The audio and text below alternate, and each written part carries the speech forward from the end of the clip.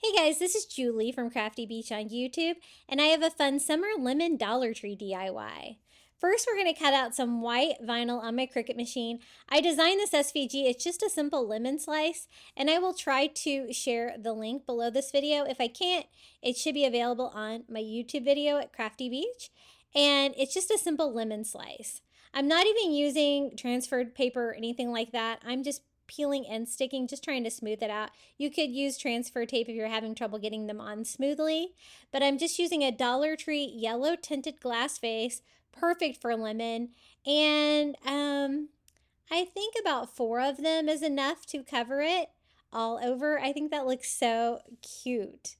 For the greenery, we're going to use this. It's like a eucalyptus. It's kind of has the same color as like lamb's ear.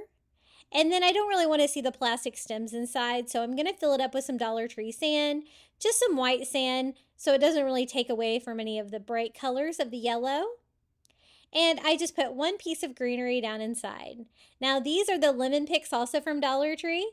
They come together like this, but I want to use odd numbers, so I just cut one of the lemons off of one of them, so I have like a total of 3 lemons, and I simply put it in there with the other greenery. To finish it off, I got some lemon ribbon at Dollar Tree, and I just cut a piece and tie it around like the neck of the milk jug vase to finish it off, and just a simple knot, leaving a little bit of the ribbon hanging down. This was so easy to put together. It looks great in my kitchen for summer. I even designed a lemon tray to display it, but this is how it turned out.